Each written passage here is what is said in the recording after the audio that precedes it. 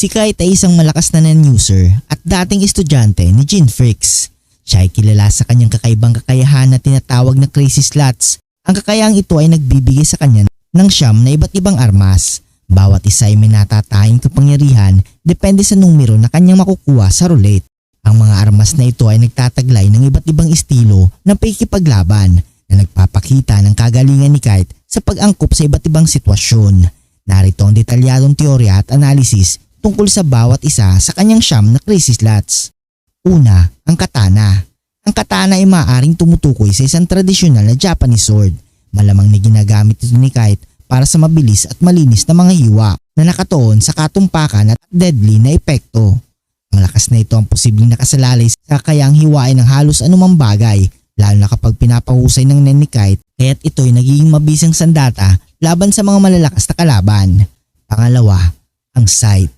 Ang sight ay isa sa mga sandatang nakita na natin kay Kite, kung saan ginamit niya ito para lumikha ng malawak na atake na tinatawag na silent waltz. Ang armas na ito ay malamang na may kakayahang magpalabas ng malalakas na nen-based attacks tulad ng mga wind-type strikes na kayang bumura ng maraming kalaban ng sabay-sabay.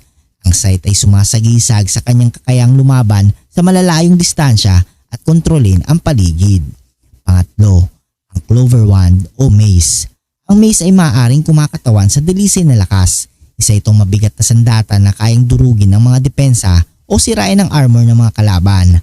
Sa tulong ng nen ni Kite, maaaring magkaroon nito ng elemental o eksplosibong abilidad na nagbibigay dito ng may wagang aspeto na akma sa tema ng clover. Mabisang sandata ito sa malapitang labanan. Pang-apat, ang carbine. Ang carbine ay posibleng isang long-range firearm. Bilang isang uri ng rifle, maaaring gamitin ito ni Kite para sa mga eksaktong sniper shots mula sa malayo. Pwedeng magpalabas ito ng mga non-enhanced bullets na kayang tumagos sa mga hadlang o sundan ng mga kalaban. Ang sandatang ito ay nagpapakita ng kakayahan ni Kite na mag-adjust sa iba't ibang uri ng labanan. Panglima, ang iron fan. Ang iron fan ay maaaring gumana bilang sandatang pandepensa at pambagsak. Pangunahing gamit nito ay ang pagdedepensa laban sa mga projectiles o nen-based attacks.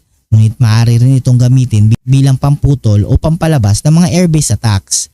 Ang iron fan ay maaaring magpataas din ng mobility ni Kite sa pamamagitan ng pagkontrol sa mga hangin na nagbibigay ng karagdagang versatility sa laban.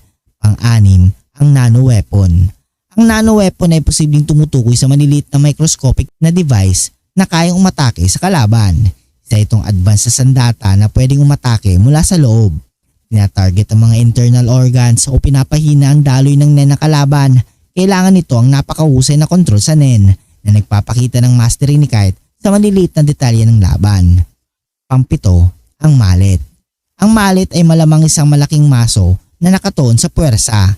Katulad ng mace, ginagamit ito para sa overpowering attacks na kayang durugin ng kalaban sa pamamagitan ng malalakas na ampas. Maaari rin itong magkaroon ng mga nakatagong abilidad tulad ng paglikha ng shockwaves o pagtaas ng gravity sa paligid kapag tumama. Pang-walo, ang 8-spike shuriken. Ang spike shuriken na ito ay may 8 blades. Kayang gamitin ni Kite ito sa malayuan kung saan ang bawat talim ay pinapalakas ng nen na nagdudulot ng matinding pinsala sa bawat tama. Maaari nito magkaroon ng boomerang effect na bumabalik sa kanya o muling tinatarget ang mga kalaban ng ilang beses. At ang pang-siyam, ang The Iron Maiden. Ang Iron Maiden ay posible ang pinakamapanganib at nakakamatay na sandata ni Kite na hango sa medieval torture device. Maaring ito ay isang trap na nakakulong sa kalaban sa loob ng isang nen-form cage na nagdudulot ng matinding pinsala. Posible rin na may kakayahang itong sumipsip o pigilan ang paggamit ng nen na ginagawang perpektong sandata sa pagtatapos ng laban o sa pagselyo sa kapangyarihan ng kalaban.